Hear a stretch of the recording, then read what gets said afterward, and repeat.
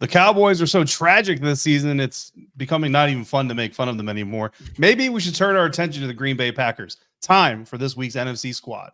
You are talking ball with the NFC Squad. From the Cowboys to the Packers, the Falcons to the 49ers, and everyone else around the NFC, it's the local experts of the Locked On Podcast Network bringing you scoops, breakdowns, and the most comprehensive preview of the upcoming weekend for hard-hitting NFC football with our harder-hitting takes. Buckle up, it's the NFC Squad, and we have a seat for you. No hurt feelings allowed. Squad up, you're part of the NFC Squad. Welcome, everybody, to this week's NFC Squad. Sit back, grab your favorite beverage, and join us as we get ready for another wild week across the NFC. Of course, we're going to be talking about the wild NFL trade deadline that came and has now went, and we're going to talk about the winners, the losers there, the biggest games around the NFC, and we're going to start off talking about some teams that are not faring so well. We like talking trash on this show, so we're gonna pick on the little guys, and we are going to talk Cowboys, but we're going to move on as well. Don't worry about that, Landon. Today's episode brought to you by PrizePicks. Go to prizepicks.com/LockedOnNFL. Use the code all lowercase LockedOnNFL to win $50 instantly when you play your first $5. Shout out to the graphics team, whoever made that intro, for putting two Washington Commanders in the intro. Love seeing Jaden Daniels and Marshall Latimore both representing the DMV in that video. So Ross Jackson, how you doing, buddy? We're gonna start with you. So we'll come back to you here in a minute. Host of Locked On Saints, James Yarko, host of Locked On Bucks, coming through. Aaron Freeman, host of Locked On Falcons, the only one who knows what winning is like these days. Landon McCool, host of Locked On Cowboys, doesn't get a whole lot of that. Gino Camilleri, I don't know why I was about to call you Macalary, but hey, whatever. Gino Camilleri. I like it. I dig it. Eagles. Another in 2 weeks, the hopes around these neck of the woods is that the Eagles will not know what winning looks like, but I can't lie and say that I don't want the Eagles and the Commanders to both continue winning until that Thursday night matchup. Let's make that an epic one. Ross Jackson, back to you. Hope you're all doing well, but let's get to the bad stuff first. New Orleans Saints lost, and Ross is only 1 point loss, but it was to the Carolina Panthers, which if you do the adjusting, we don't have Locked On Packers host Peter Bukowski to do the full math for us, but I'm pretty sure that equates to like a 40-point loss against anybody else. It results in the firing of the head coach and results in not a fire sale, right, but the trade of Marshawn Latimore. Now, you mentioned on Locked On Saints that Marshawn Latimore trade talk is not new, so I want to ask you directly, is the Marshawn Latimore trade directly connected to losing this season and, of course, losing to the Panthers most recently, or are the two things not really happening at the same time, just kind of coincidentally happening in the same timeline? Yeah, I think that the everything that led up to the Marshawn Latimore trade has started probably over the course of the last few years. And then when you fire your head coach and finally say, okay, this is the team that is now a rebuilding team, finally sort of accepting who they are, it opens up the door for you to be able to take advantage of that. There was a bit of division fracture between Marshawn Latimore and the organization over the course of the last offseason, which they seemed to get patched up. But then, of course, after you fire your head coach, it's time to start to stock up draft capital and start to look at your ability to be able to kind of get ready for your future and see if you can get a bit of young talent in the building. So I think that the firing of the head coach facilitated the trading of Marshawn Latimore, and the firing of the head coach, of course, was facilitated by the loss to the worst team in the NFL, the 1-7 Carolina Panthers. But both of those things, the firing and the trade, have been building up over the course of the last year or so. Yeah, and then again, Washington Commanders fans are through the roof to be benefactors of that. The Tampa Bay Buccaneers would love to be benefactors of that, but unfortunately they fall to the Kansas City Chiefs. It's a 6-point loss, wins overtime, the second overtime loss for James Yarko, the team that you're covering for this prestigious network. Look, I used to be on Locked On Bucks with you. I disagree with quite a few things you said in your post-game episode. It was a great episode, don't get me wrong, but I disagree with quite a few things, including your assertion that the Buccaneers not only could, but will make the playoffs. James Yarko. Well, and David, you know I love you like a brother, and you are entitled to your wrong opinion. But look, this is a football team that before the season started, before they got off to this red hot start, before Baker Mayfield was being talked about as a potential MVP candidate, and the wheels have fallen off. You lose Godwin, you lose Evans, you start the season basically without Vita Vea and Antoine Winfield Jr., Kalijah Kancey, and all that. I had said this could be a 4-6. 5-5 team at the bye week, and they will end up with double-digit wins. And that is still very much the case for a team that has a top 5 offense across the board and a bottom 5 defense across the board. You get past the 49ers this week, win or lose, and then you're on the bye. Mike Evans comes back. The Buccaneers' remaining opponents have a .319 winning percentage. You get the Giants, you get the Saints, you get the Panthers twice, you get the Cowboys. The Bucs are going to be a 10-win football team. You can mark it down, today's date, and at me all you want. The Bucs are still in the playoffs. The emphasis on the Cowboys was absolutely unnecessary there, James. Absolutely. It's not my fault that you're on. Steve, that was absolutely unnecessary. The only saving grace that you have is that's a primetime game, and the Bucs can't win primetime games. You think we want to be in a primetime game right now? Oh my God, I've got nothing primetime Cooper Rush. I got primetime games coming out of my butt right now. I wish I could give away these primetime games for draft picks. You and me both, man. Greatest Sunday night football for a 7th rounder in 2027. Please. Speaking of unnecessary strays, if you missed last week's NFC Squad episode, you need to go back and check it out. But in that episode, Locked On Packers host Peter Bukowski, who I was holding off because I was hoping he would be his usual late self and we could bring him in here for this. But he decided to take a very unnecessary. We're talking about the NFC North, guys, and he throws a shot at the Philadelphia Eagles, who are certainly not in the NFC North. And Gino Camilleri had a very solid response to it. The Philadelphia Eagles come out winners 28-23 over the Jacksonville Jaguars, while the Green Bay Packers lose at home to the Detroit Lions 24-14, a 10-point loss to a team that's only going to play outdoors, I think, twice all year long in Lambeau Field. Gino Camilleri, since Peter Bukowski is not here to take his medicine, let's go ahead and give it to him anyway. We'll make sure that Ali Bronson gets it to him promptly. I mean, when he wants to show up next time, he could keep ducking me, but we know that we host the show every Tuesday at the same exact time, but it's okay. I mean, you could talk a lot about Jared Goff and just accept the belt to rear end kicking that you were going to get, but Peter wanted to big brain it and say that it was a 2-team race and Minnesota wasn't even in that race. Malik Willis, I talked to a lot of my friends that support the Packers, and they said maybe he was the guy to play in that game the other day. And I might sound a little crazy and people might hate me, but sometimes the truth hurts. And Peter Bukowski, I told you got to be humbled by Jared Goff a little bit. It's a tough medicine to swallow, but it happened. But let's talk about the Philadelphia Eagles because they're a pretty good football team, a team that did beat the Green Bay Packers. Hopefully, we can get flexed out of America's Game of the Week, Landon, because the Eagles are now on potentially what is the longest flex spree in the league. 2 weeks in a row. I want to start a new record. 3 weeks in a row. I don't want to be in prime time. The 1 o'clock, 4 o'clock Eagles, those are the guys to watch because when they're in the bright lights, yeah, it's sketchy. Yeah, of course, the Eagles are facing the Cowboys this week, and if they win, they will be 7-2 heading into the following week. That's all. I'm straight up looking past the Pittsburgh Steelers, which is okay because I'm a media member and it doesn't matter. Are you worried about that? Are you worried about the look ahead? Of course I am. Of course I am. But I just want an 8-2 Commanders, 7-2 Eagles game on Thursday Night Football. That's all I want in this world. So hopefully we can get it. There's a big trade that went down. I've referenced it. You might have heard about it. That went down on Tuesday. That's going to impact whether or not the Washington Commanders can get to that 8-2 mark against to face the Philadelphia Eagles, I should say, against Pittsburgh Steelers. We'll talk about that and the rest of the trade deadline moves that happen around the NFC coming up next on today's episode of NFC Squad, part of the Locked On Podcast Network, your team every day.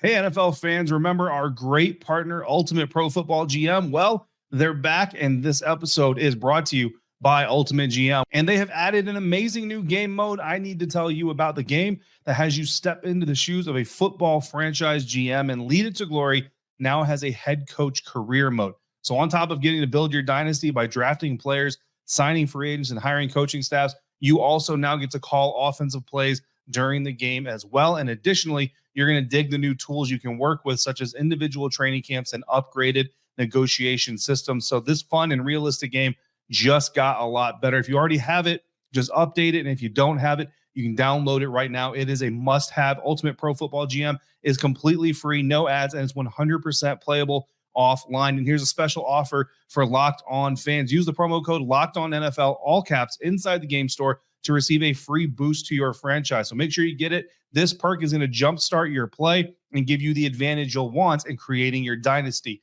To download the game, just visit ultimate-gm.com or look it up in your app stores. Ultimate Pro Football GM. Start your dynasty today. Today's episode is also brought to you by Prize Picks, and with Prize Picks, you can now win up to 100 times your money with as little as 4 correct picks. You make 2 to 6 picks on more than or less than on player stat projections for the week's games coming up. And with just as few as 4 correct picks, you can win up to 100 times your money. Prize Picks is the best way to get action on sports in over 30 states, including California, Florida, Georgia, and Texas. So sign up today and you'll get $50 instantly when you play $5. You don't even have to win that $5 ticket to receive the $50 bonus. It is guaranteed. So if you go through the player stat projections and you think this receiver is going to get more than his projected stat line, this running back is going to get less than his projected stat line, whatever it is, throw it together, 2 to 6 players, and you can win real money. Cook up your hot takes with your friends and win this football season. Download the app today. Use the code LOCKEDONNFL to get $50 instantly after you play your first $5 lineup with Prize Picks. Run your game. Going around the NFC at the trade deadline. Thanks again for joining us here for this week's NFC Squad episode, all part of the Locked On Podcast Network, your team every day, joined by some illustrious hosts here from around the NFC. The most illustrious being Aaron Freeman of Locked On Falcons. And Aaron, I'm going to start this next question with you. Marshawn Latimore traded from the New Orleans Saints to the Washington Commanders. You know him pretty well from covering the Atlanta Falcons. The Detroit Lions make a big move in getting Zadarius Smith from the Cleveland Browns. And, of course, arguably the biggest trade of the day across the NFC. Landon, you're not escaping this one, buddy. The Dallas Cowboys going all in on Jonathan Mingo from the Carolina Panthers.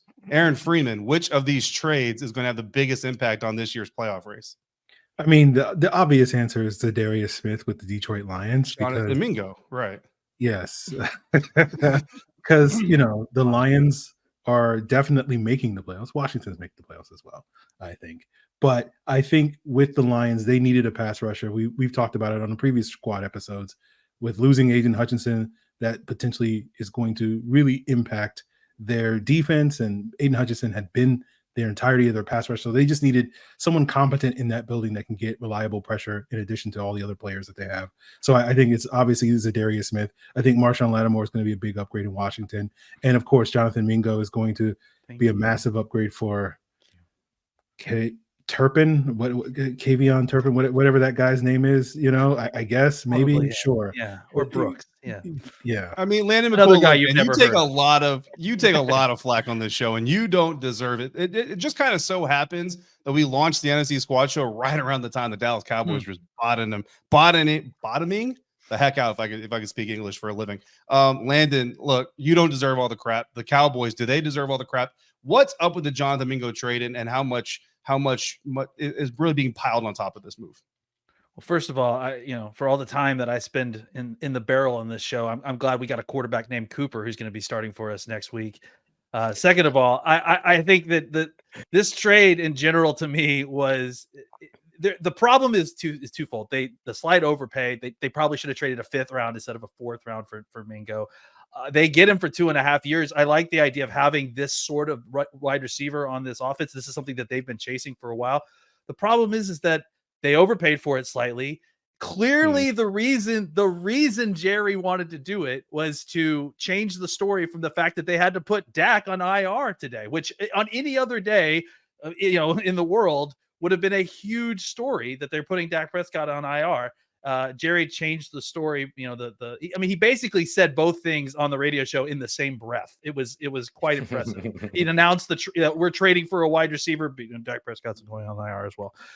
It was like it was crazy to watch. So, on some levels, I like the trade because I think you get 2.5 years of a cheap guy that you can develop. And again, this is a kind of receiver that they've been chasing for a little while. A yak guy that can really kind of complement CD, but again, they overpay for it. And the reason they probably overpay for it is because the Carolina Panthers knew that Jerry needed something to change the story, and so they made him overpay for it. So it's just another in a long list of follies that have happened seemingly in the last 48 to 72 hours that precedes a season's worth of follies. Yeah. It's amazing how many times we talk about Jerry Jones making decisions and doing things specifically to direct the narrative. And I just got done covering a coach not that long ago who's doing the exact same thing. It cost him his job. Of course, Jerry Jones isn't going to fire himself.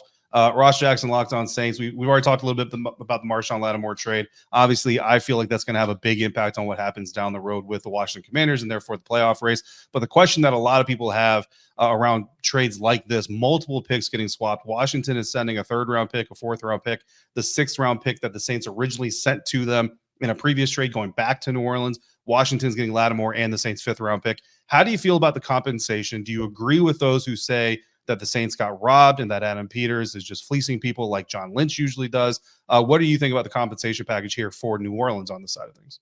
I don't know what people expected you to be able to get for Marshawn Latimore. I don't know what the expectation was in terms of that, but I think getting a 3rd-round pick was exactly the expectation, and then being able to advance a 5th-round pick to a 4th-round pick might look like something because the Saints will have an early 5th-round pick and the Commanders will have a late 4th-round pick, or excuse me, an early 5th-round pick, and then the Commanders will have a late 4th-round pick, that it doesn't look like that much. But then when you add in all the compensatory picks that will be added by the time that the draft actually rolls around, that takes a 7 to 8 spot move, a 5 to 6 spot move, and turns it into a 12 to 15 spot move. And that ends up being a positive for New Orleans. And so I think at this point, you've got 2 3rd-round picks, 2 4th-round picks. That's equivalent to potentially having a 2nd-round pick if you need to trade up at some point to go up and grab somebody. So I think considering how aggressive the Saints typically are in the draft, which maybe they don't need to be this time around, maybe the buckshot approach is maybe better than trying to go up there and trade for guys that you want and ending up in another Marcus Davenport situation like they did back in 2018 might be the better situation. But I think this is exactly the trade compensation that all of us expected that the Saints were going to be able to get back from the Washington Commanders. So to see them finally not trading with Howie Roseman for peanuts was a nice adjustment. You don't want Trevor Penning again. You don't want his younger brother Jared in the draft this year. Well, and speaking of some of the other teams that could have been in the mix, my favorite Saints reporter, no offense to you, Ross Jackson, my favorite Saints reporter over at lasports.net, his name is Ross Jackson. You might have heard of him. Mentioned that there were multiple teams in this conversation and that basically the Saints chose the compensation package that the Washington Commanders were sending over. Can you share a little bit of, do you know what the other compensation packages are? Or do you think they were even very close? Because it's not a big deal, right? But the Commanders and the Saints do play this year, and Saints fans are obviously going to hate to see Marshawn Latimore come back to Louisiana and pick off Derek Carr and run it back for a touchdown and do all that kind of stuff that he's going to do. Yeah, that's all assuming he's on the field, right? And so I think that the big thing. There you go. No, I'm just kidding. I'm kidding. But I will say that there has been a long list of New Orleans Saints players that haven't made it back to the field on opposing teams when they play against the Saints. I think CJ Gardner-Johnson broke that streak earlier on this season. I think Jameis Winston will again in a couple weeks. So we'll see what goes on when it comes to Marshawn Latimore. But I don't know the trade packages in particular, but I do know that the Los Angeles Chargers were involved. I have heard that the Baltimore Ravens were involved, but I haven't been able to fully confirm that. But I had heard that Baltimore checked in on that. I think that their eventual trade for Tre'Davious White ends up kind of showing you that they were at least in the market or at least checking in. And then I heard of course, that the Kansas City Chiefs were a part of it, which everyone has heard about as well. So that was another team that was kind of in the mix. But I would imagine that sending Marshawn to a place where he could win, which rules out the Chargers a little bit, and then also gives them a good return for their trade. I think that that's maybe where the Chiefs and the Commanders ended up separating themselves a bit. Yep, absolutely. And James, look, I know everything that you said, and I hear what you're saying, and I don't necessarily disagree with you all the way, but the casual fan that doesn't watch the Buccaneers every single day is going to look at a 4-5 record, the losses that they have, the injuries that they have specifically, and say, how is it that nobody is talking about Jason Light potentially being in the conversation to trade for Mike Williams, who eventually goes to the Pittsburgh Steelers? Why can you justify for Jason, not that Jason needs you to be his mouthpiece for him, but why would the Buccaneers not be trying to add some talent to this offense with the injuries that they've suffered? Oh, I can absolutely justify that. And look, this is not a team that you go all in on.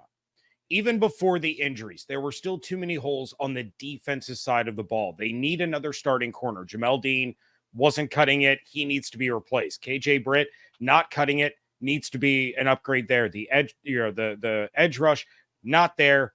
So this isn't a team that you go all in on. And even though they lose Chris Godwin, you get Mike Evans back. Chris Godwin kind of overshadowed in his injury it's a contract year for him. You're not going to go out and you're not going to spend draft capital when you're already missing a 6th round pick for next year, on top of spend your cap space and risk not being able to bring Chris Godwin back. That is going to be the number one priority. So you're going to need all that draft capital to supplement the roster, and you're going to need that money to give to Chris Godwin to make sure he doesn't go anywhere, because before he left, he was the engine that drove this offense. He was the guy leading the league in yak. He was the guy leading the league in receptions, and he was just absolutely dominating. So that's why Jason Light doesn't go all in for this year to go get a Mike Williams or to get a single piece on defense, because to use your own words against you, David, this is a team that is going to make the playoffs, not necessarily a playoff team. That is something I love to talk about every playoff year. Oh man, I'm not going to get into that here though. What we are going to get into is the top games in the NFC this weekend, including James Yarko's Tampa Bay Buccaneers hosting the San Francisco 49ers. James says the Bucs don't need a win. The 49ers absolutely need a win. So we need to make that make sense somehow, and how that lives in today's dichotomy of the NFL. I don't even know if that's the right word, but we're going to talk more about it coming up next on NFC Squad, part of the Locked On Podcast Network, your team every day. Today's episode is also brought to you by FanDuel. Get ready to tackle all of the NFL action with FanDuel, America's #1 sportsbook, because right now, new customers can bet $5 and get $150 in bonus bets if you win. The FanDuel Sportsbook app gives you everything you need to place live bets on the NFL all in one place. You can make your bets pregame, but you can also make them in-game. As you're sitting there watching your favorite team and you get a feel for the game flow, you might get a little bit of a hunch in the middle of that game. If you want to put some action on that hunch, go to FanDuel, check out the latest stats, view the play-by-play, and so much more on the exact same page in the exact same app. You can place your bets. Just visit FanDuel.com today to join, and you'll get started with $150 in bonus bets if your first bet of $5 wins. That's FanDuel.com. Never waste a hunch. Make every moment more with FanDuel, an official sportsbook partner of the National Football League. Looking at the biggest games this weekend in the NFC to conclude today's episode of NFC Squad. Multiple examples in this episode of why it's ridiculous that I get paid to speak. Landon McCool. So we've got an NFC North version of this question that we've got to ask you here. One of the biggest games in the NFC this weekend, Philadelphia Eagles visiting the Dallas Cowboys. No Dak Prescott. What's up with CeeDee Lamb? And is the NFC East a 2-team race? Yeah, it sure feels like it right now. I mean, it's hard to deny that. As far as the NFC East being a 2-team race, as far as CeeDee Lamb, I think they got a mostly positive review from what I've heard. I think we'll know more tomorrow, probably when the first practice reports come out. I would, listen, as a fan, I'm hoping that they play this safe with him. There's no reason to get him long-term injured in this situation. I understand that this is obviously a huge game, but it's feeling more and more like these huge games aren't so huge for what the Cowboys season looks like moving forward. So you got Cooper Rush, probably, likely until Christmas, and so there's not a reason to completely rush back CeeDee Lamb. So I think there's a likelihood that he could play, but I do hope that the Cowboys kind of take a more cautious approach to some of these situations. Micah Parsons included. Mike is slated to come back this week, and if he isn't close to 100% or cleared at a very high bar, I hope they don't rush him back, because we just don't need a situation where they get injured, in another spot trying to overcompensate for something that they haven't recovered from. Yeah, and Gino, on the other side of this thing, man, the Eagles are favored by a touchdown on the road. That kind of tells you which direction each of these teams are going. I don't know how you and Louie have been talking about, or how much you've talked about it on your show, but even though the Eagles are winning, there's still some angst about Nick Sirianni, your head coach, that we've talked about extensively. And a lot of people say they're winning in spite of him, not because of him or not even with him. So in that vein, no Dak, potentially, no other Dallas Cowboys stars. Dallas Cowboys are as close to the basement of the NFC East right now that you can get without tripping over the New York Giants. Is this a must-win scenario for Nick Sirianni? Not for the Eagles, but for Nick Sirianni. And is it important that not only do the Eagles make good on the 7-point spread, but that Nick Sirianni makes good on getting that win?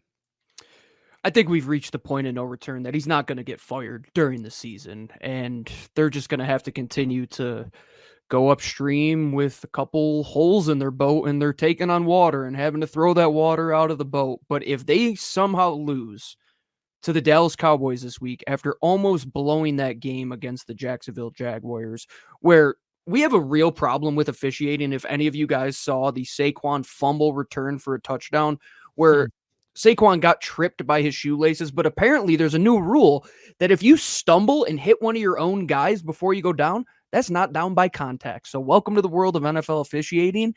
But I got to ask you guys this right now. Since we've been doing this show for so long, we've never had a repeat in the NFC East in terms of a winner. Let's say it right now. What year do we see a repeat winner in the NFC East? It'll never happen. The NFC East will disband before it happens.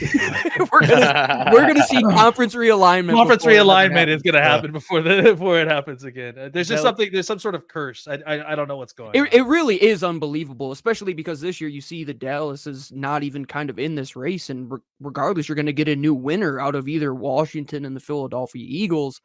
But I will say this, guys, the middle class of the NFC. It blows the doors off of what the AFC is bringing to the table with the Broncos right now. I mean, we're talking about Yarko's Bucks potentially being a wild card team. All of the teams besides Green Bay and Chicago in the NFC North being a potential playoff team. The middle class, I don't know. What if Dallas squeaks out a couple games? What happens there, Landon? Then does Jerry, is he got Cooper Rush, Dak Prescott quarterback controversy next year if that's the case? I mean, you got to throw in because Trey Lance is going to get thrown in here at some point too. Oh, so boy. let's just When make does that happen? make this a party. Yeah. I don't Trey know. Lance season. Trey Lance is the independent. He's our Ralph Nader, baby. It's time. Green Party Trey Lance. Let's try it all. Libertarian Lance. Honestly, I won't be surprised if they use Trey Lance in situations where it's not Cooper's not hurt.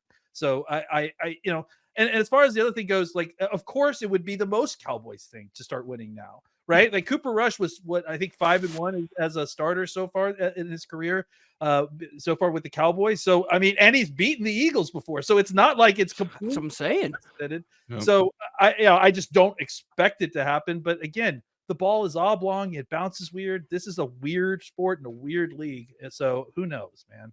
Yeah. I mean, if there is a situation where a team could start winning and continue getting bashed, this would be it for the Dallas Cowboys to win with Cooper Rush after paying Dak Prescott. Another big game in the NFC East this weekend. We've already kind of mentioned it here. Pittsburgh Steelers at the Washington Commanders. And Aaron Freeman, I want to ask you. So again, Marshawn Latimore going to the Washington Commanders.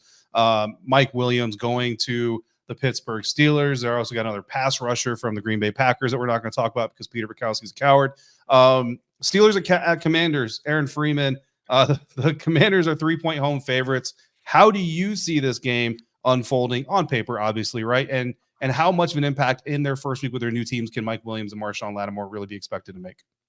Well, last week I tried to go bold on my prediction of predicting the Giants upset because I had to say something wild because of what Gino had to say at Peter and his bold prediction. Tough to follow up on I it. feel last week I was pushing the Cliff Kingsbury can't get the job done after week 8 agenda.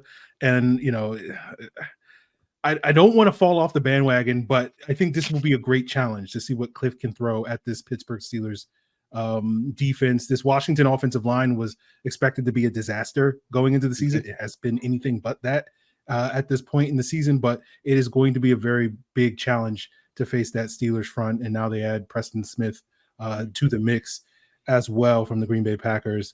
So I just look at it. It's like you just need some Jaden Daniels magic, and you got it a couple of weeks ago. And if they can get it again, they'll certainly have a chance against this Steelers team. That the Steelers are just kind of like the least sexy team that just finds ways to win. It's just old school. defense and and again, maybe I'm jaded because Arthur Smith is doing a pretty solid job up there, as opposed to what he was doing in Atlanta the last couple of years. So maybe I'm a little biased, whether it's the Cliff Kingsbury agenda or the Arthur Smith agenda or whatever. But yeah, I think Washington will definitely have a chance, and we'll sort of see which agenda wins out on Sunday. I actually just put this together because Dan Quinn is on the sideline. This is kind of like the game where the Atlanta Falcons fans look at some of these coaches and be like, man, we had all these dudes. We had all these dudes for stuff. Hopefully they like Raheem Morris anyway. So we're doing it. We're doing it. It's Kirkvember. We're doing it.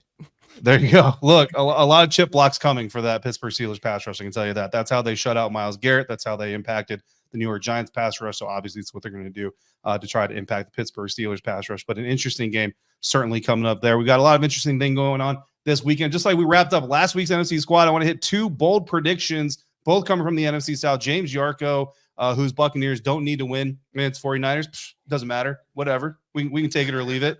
Just like Illinois going up against Ohio State. Doesn't matter if they win. It's whatever. Oh, man. James Bro, Yarko, they haven't played in a decade. Hey, what are we even talking First about? of all, James Yarko sent me a picture of Gerzon Johnny Newton from James attended the Illinois Fighting Illini football game last week. I'm sure it was amazing. Sent me a picture of Johnny Newton boldly presented there. I showed it to Johnny. I told James I was going to show it to you. He said to thank you for sending that to me so I could show it to him. He was really blown away by that. So I'll make up for the trash talk a little bit. Anyway, There you go. James Yarko, bold prediction for week. Oh man, what is this? Week 10.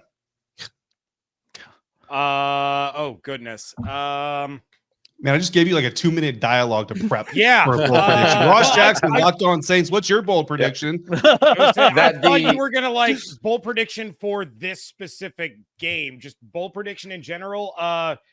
Kirkvember ends early with 3 picks. Nice. That's very close to what my bold prediction is, which is that the Darren Rizzi-led New Orleans Saints, who are now in what I'm going to be calling relentlessly their Riz era, and you can't stop me from doing that. We have to find a way to stop him. It's the era of Riz. The New Orleans Saints will win at home against the Atlanta Falcons on Sunday. I love that. We need all the graphics in the world for that. Listen, Ross Jackson turned me on to the video of Arthur Smith very angrily yelling about Dennis Allen, saying, no, I'm going to be the first one to get fired, not you. That's not actually what they're yelling about. But in that video, new head coach of the New Orleans Saints has a feature role in it. It was a great video. I've watched it, but I never watched it from that angle. Go back and check it out if you haven't seen it before. And make sure you come back next week. Check out this episode of NFC Squad. We're doing this every single week. Each of us are here with you every single day, bringing you the latest on all your favorite NFL teams. So make sure you're following and subscribed so you don't miss a minute of this great NFC coverage, all part of the Locked On Podcast Network, your team every day.